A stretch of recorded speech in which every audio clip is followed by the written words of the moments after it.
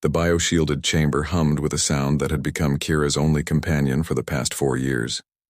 Deep beneath the Helix military base, buried under layers of reinforced durasteel and quantum-locked barriers, she sat cross-legged on the cold floor, her pale blue skin almost luminescent in the chamber's sterile white light. Her red hair fell in gentle waves past her shoulders, the only splash of warmth in the colorless prison. 2 hands, 2 legs, perfectly human in form, if you ignored the ethereal blue tint of her skin and the way energy seemed to shimmer just beneath the surface when her emotions ran high. The scientists had documented every inch of her, cataloged her as specimen 247, but they could never explain what she truly was. Half alien, half destroyer, half forgotten. The official records claimed she had obliterated 3 entire star systems in a moment of lost control, billions of lives extinguished in the blink of an eye.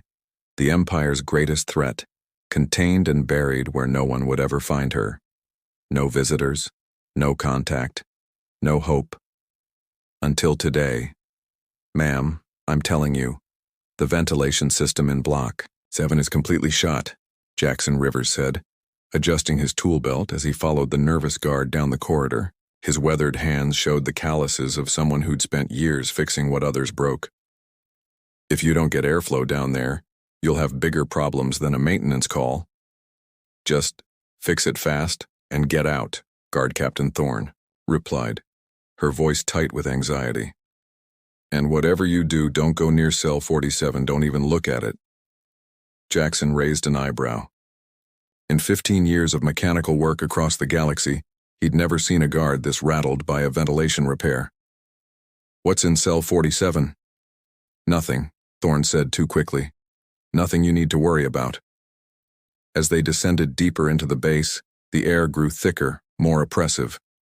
The walls here were different, reinforced with materials Jackson didn't recognize, crackling with energy fields that made his skin tingle. When they finally reached Block 7, Thorne practically fled, leaving him alone with his diagnostic equipment and a growing sense of curiosity. The ventilation problem was worse than reported. Years of neglect had left the system barely functional. As Jackson worked, replacing corroded components and rerouting power conduits, he found himself drawn to the corridor's end, where a single door marked 47 stood sealed behind a shimmering barrier. That's when he saw her. Kira looked up from her meditation as footsteps echoed in the hallway, the first she'd heard in months. Through the transparent section of her cell door, she glimpsed a man she'd never seen before. Not a soldier with his rigid posture and fearful eyes. Not a scientist with their cold, calculating stares. This one moved differently, with confidence, born of competence rather than authority. Their eyes met, and Kira felt something she hadn't experienced in years. Recognition. Not of his face, but of something deeper. A kindred spirit, perhaps. Someone who understood what it meant to be different. Jackson approached the barrier slowly, ignoring the warning klaxons that began to sound. "Hello," he said simply, pressing his palm against the energy field. The barrier rippled but held firm. "You shouldn't be here," Kira whispered, her voice hoarse from disuse. "They'll punish you for even looking at me." "Why?" Jackson asked, studying her pale blue features with genuine curiosity rather than fear. "What are you supposed to have done?" Before Kira could answer, armed guards flooded the corridor, their weapons trained on Jackson. Captain Thorne's voice crackled, over the comm system. "Step away from the containment unit immediately." Jackson looked at the guards, then back at Kira. She stood slowly, hope flickering in her eyes for the first time in years. Something passed between them, an understanding that transcended words. "She's mine now," Jackson said firmly, his voice carrying through the corridor. "And I'm not afraid." The moment the words left his lips, Kira pressed her hand against the barrier from her side. Their palms aligned, separated only by the energy field that had held her captive for so long. Power surged through her, not the destructive force that had once consumed star systems, but something entirely new, something born of connection rather than isolation. The barrier shattered like glass, sending shock waves through the entire facility. The explosion of energy that destroyed Kira's containment barrier triggered every alarm system in the Helix military base. Red lights bathed the corridors in crimson as klaxons wailed their warning throughout the facility.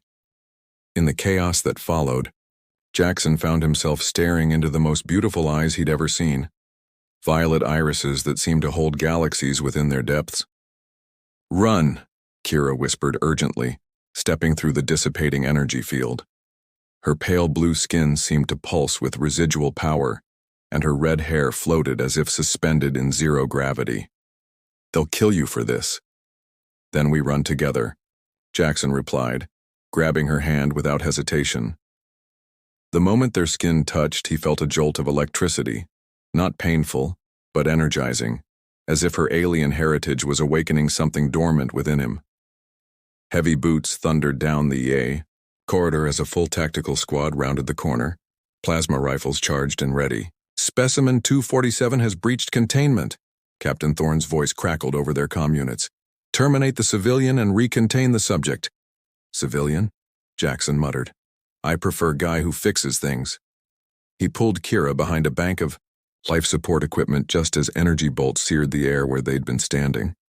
Kira's eyes flashed with an inner light, and suddenly a shimmering dome of energy surrounded them both. The plasma bolt struck the barrier and simply stopped, suspended in midair like insects in amber. "How are you doing that?" Jackson asked, marveling at the protective field. "I don't know," Kira admitted, her voice strained with concentration. "It's never worked this way before. Usually when I lose control, things just die." The soldiers continued firing, but their weapons were useless against Kira's defensive shield. Jackson's mind raced, analyzing their situation with the same systematic approach he used to diagnose mechanical failures. "The maintenance tunnels," he said suddenly. "There's a whole network running parallel to these corridors. If we can reach access panel C7, you know this place?" "I know all places, eventually. Ventilation systems, power conduits, waste reclamation, they all follow similar patterns." He squeezed her hand reassuringly. "Trust me." As if responding to his confidence, Kira's barrier expanded, pushing the soldiers back down the corridor. She looked at Jackson with wonder. "No one has ever asked me to trust them before." "Then they were idiots," he replied simply. Commander Vex's voice boomed through the facility's comm system. "All units converge on Block 7. Authorization Omega Red. Use whatever force necessary to contain the situation." "Omega Red?" Kira's face went pale, paler than usual. "That means they're willing to destroy half the base to stop me." "Not happening," Jackson said firmly. He led her to a section of wall that looked identical to every other section, but his trained eye spotted the nearly invisible seam. A few quick manipulations with his sonic driver, and the maintenance panel slid open. "After you, beautiful." The endearment slipped out naturally, and Kira felt her heart skip, another sensation she'd almost forgotten. As they crawled through the narrow maintenance tunnel, she found herself studying the man who had shattered 4 years of imprisonment with nothing more than fearless acceptance. "Why aren't you afraid of me?" she asked as they navigated through a junction of pipes and conduits. Jackson paused in his crawling to look back at her. "Should I be?" "Everyone else is." "The last person who touched me." She trailed off, memories of destruction flickering through her mind. "I'm not everyone else," Jackson said softly. "And whatever happened before, it wasn't with me. We're writing our own story now." Behind them, they could hear the sounds of soldiers cutting through the maintenance panel with industrial torches. The hunt had truly begun. "There's something about you," Kira whispered as they reached another junction. "Something that makes me feel stable, like the chaos inside me has somewhere to rest." "Maybe that's because you were never meant to be alone," he replied, helping her down into a larger service corridor. "Maybe you were meant to be part of something, part of someone." Their eyes met in the dim emergency lighting, and for a moment, the danger surrounding them faded away. Kira reached up to touch his face, her blue fingers tracing his jawline with wonder. "I've been alone so long I forgot what hope felt like," she admitted. "Then let me remind you." The abandoned section of the base felt like a tomb. Dust motes danced in the pale light filtering through cracked ventilation grates as Jackson led Kira through corridors that hadn't seen human presence in years. Emergency lighting strips flickered, sporadically, casting their shadows in an intimate dance across the walls. "We should be safe here for a while," Jackson said, sealing the blast door behind them. "This whole section was decommissioned after a reactor leak 20 years ago. The radiation signatures will mask our heat signatures from their scanners." Kira slumped against a wall, exhaustion finally catching up with her. The adrenaline of escape was fading, leaving her drained from using powers she barely understood. A thin line of blue-tinged blood trickled from her nose where the containment collar had been forcibly removed. "You're hurt," Jackson said, immediately kneeling beside her. His calloused hands were surprisingly gentle as he examined the raw marks on her neck. "It's nothing," she whispered, but her voice betrayed her weakness. "It's not nothing." He pulled a first aid kit from his tool belt, a habit of someone who'd learned that preparation saved lives. "Hold still." As he cleaned the wounds, Kira found herself studying his face. There was something solid about him, something real that grounded her in a way she'd never experienced. "Why are you helping me? You don't even know what I am." "I know. Enough," he replied, applying healing gel to her neck. "I know you've been alone for years. I know you're scared. And I know that whatever they say you did, you're not a monster." Tears welled in Kira's violet eyes. "I destroyed 3 entire star systems, Jackson, billions of people. I felt their lives extinguish, felt their terror in the moment before." "Stop." His voice was firm but not harsh. "Tell me what really happened." Kira closed her eyes. Memories flooding back. "I was 17, still learning to control my abilities. The consortium found me on Kepler 442b, living with the colonists who'd raised me after my ship crashed. They said I was too dangerous to remain free, that I needed to be studied." Jackson's hands stilled on her skin. "They took you from your family." "They killed my family," she corrected, her voice hollow. "Right in front of me. Said it was necessary to eliminate potential sympathizers. I lost control. The rage, the grief, it all became power, and I couldn't stop it.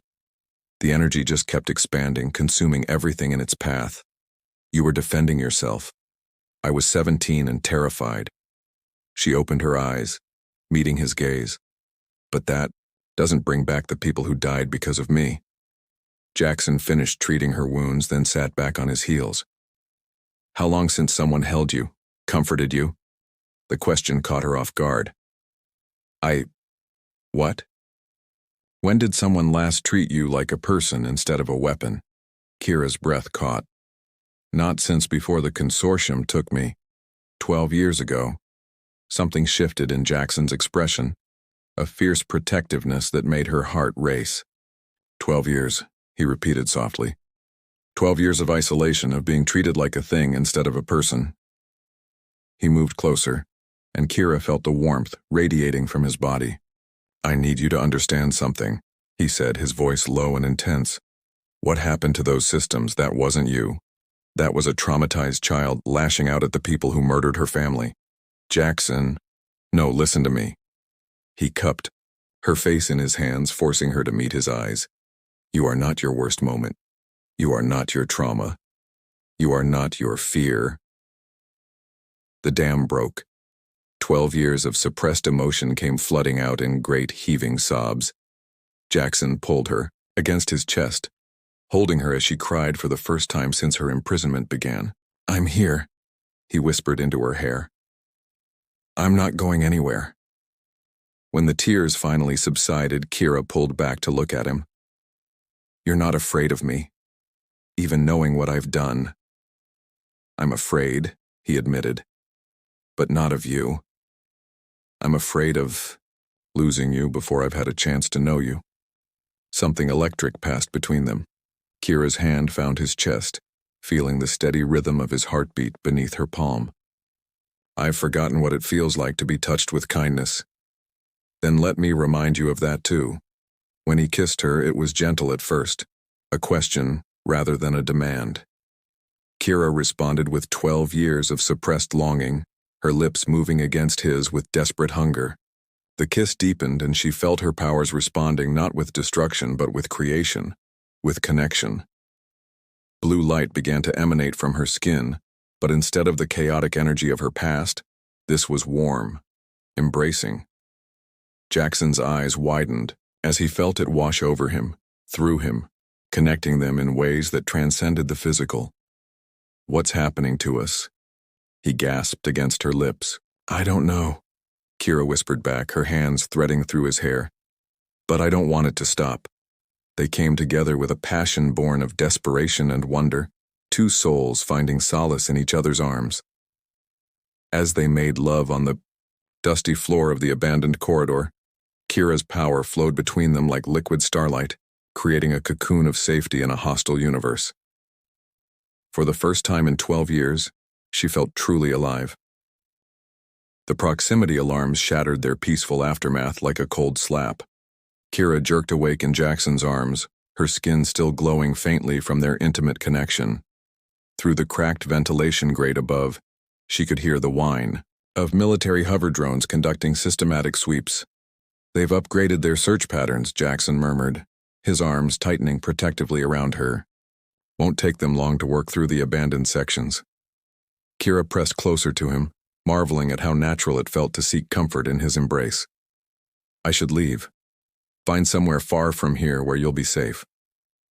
"Not happening," he replied firmly, pressing a kiss to her temple. "We're in this together now, remember?" She pulled back to study his face in the dim light. "You realize that staying with me means you'll be hunted for the rest of your life? The consortium doesn't forgive, and they don't forget. Then we'd better make it worth the risk." His smile was both tender and mischievous as he traced patterns on her bare shoulder.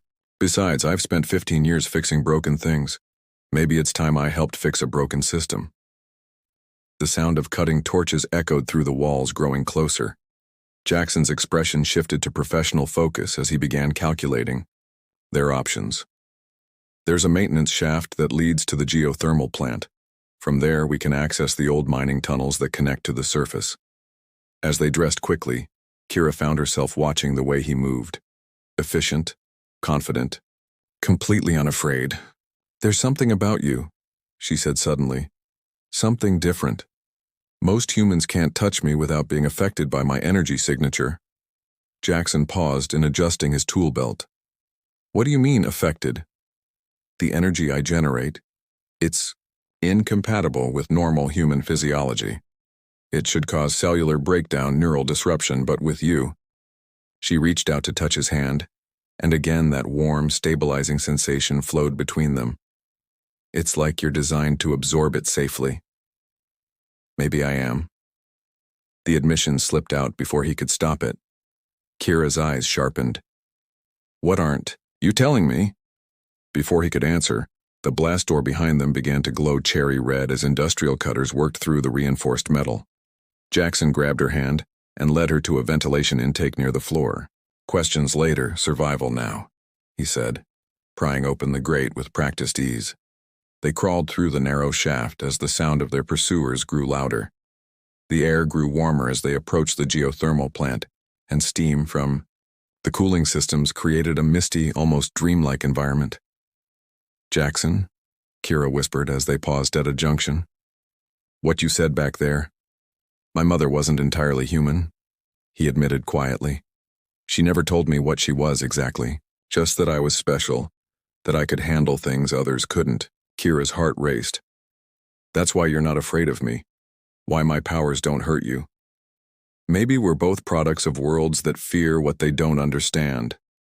They emerged into the vast chamber of the geothermal plant, where massive turbines hummed with barely contained energy. The heat was intense, but Jackson seemed unaffected as he led her across catwalks suspended above churning pools of superheated water. "The mining tunnels are just beyond that bulkhead," he said, pointing to a sealed door marked with radiation warnings. Behind them, armored figures dropped through the ventilation shaft they'd just exited. Commander Vex's voice echoed through the chamber. Specimen 247, you are in violation of Containment Protocol 7. Surrender immediately or face termination. I have a name, Kira called back, her power beginning to manifest as defensive barriers around her and Jackson. It's Kira. Specimens don't have names, Vex replied coldly, raising a weapon Kira recognized with horror, a quantum disruptor, designed specifically to counter her abilities. She's not a specimen, Jackson said, stepping protectively in front of her. She's a person, and she's under my protection. Vex laughed harshly. A maintenance worker protecting the galaxy's most dangerous weapon? How touching. The commander fired, and Kira screamed as the disruptor beam tore through her barriers like paper. Pain beyond description flooded her system as the weapon began unraveling her very molecular structure. Jackson roared in fury, and something extraordinary happened. His own latent abilities manifested for the first time, creating a feedback loop with Kira's power that not only stopped the disruptor beam, but reversed it, sending a pulse of pure energy back through the weapon. Vex and his soldiers were thrown backward, their equipment overloading and sparking. Now that, Jackson said, helping a stunned Kira to her feet, was definitely worth the risk. As they escaped through the mining tunnels, Kira leaned heavily against him, marveling at the strength of their connection. We're stronger together, she whispered. Much stronger, he agreed, and sealed the tunnel behind them with a pulse of their combined power. Above ground, under the light of alien stars, they found themselves truly free for the first time. And as Jackson pulled her into his arms for another kiss, Kira realized that freedom tasted like hope. 6 months later, the abandoned asteroid mining station designated Omega-7 had been transformed into something unprecedented, a sanctuary for beings like Kira. Hidden in the debris field of a collapsed star system, it was invisible to Consortium, sensors, and protected by a network of defensive platforms that Jackson had personally designed and built.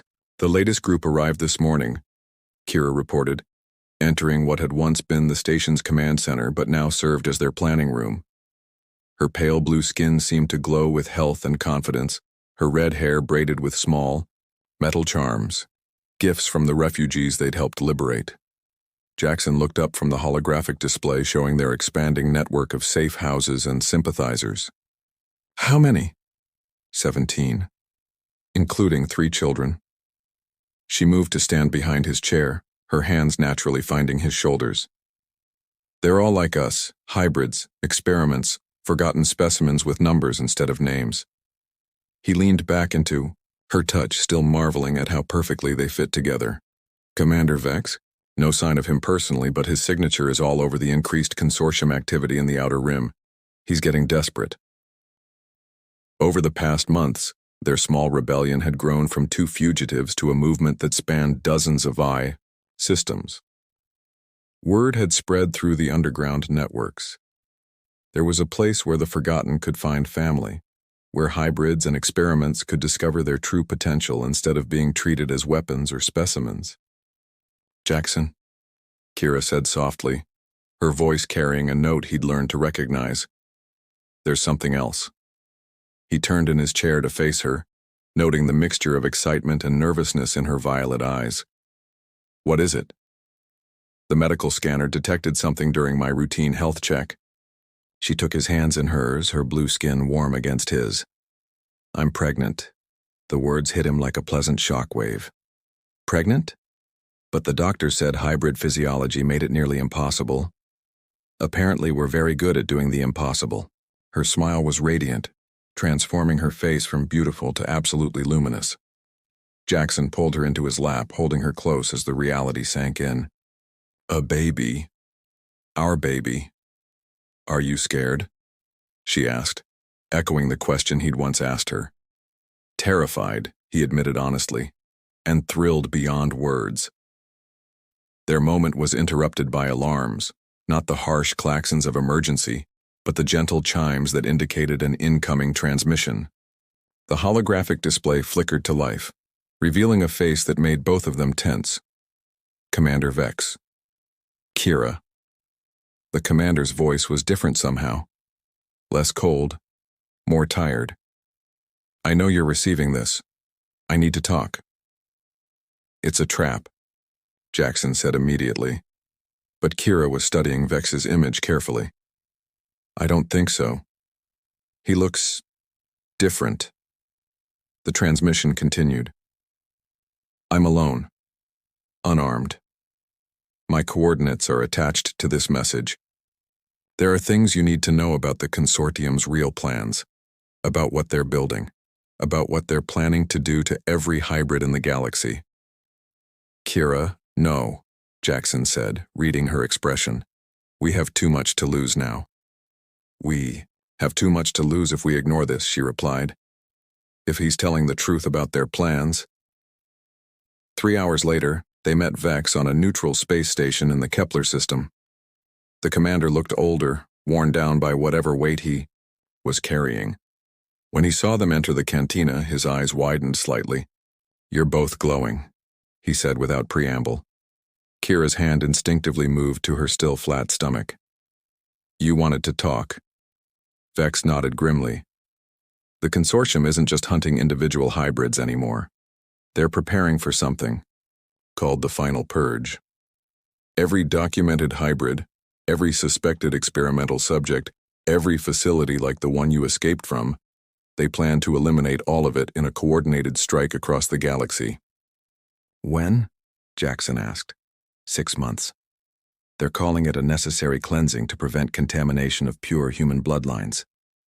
Kira felt her power stir in response to her anger, but Jackson's steadying presence kept her grounded. Why are you telling us this?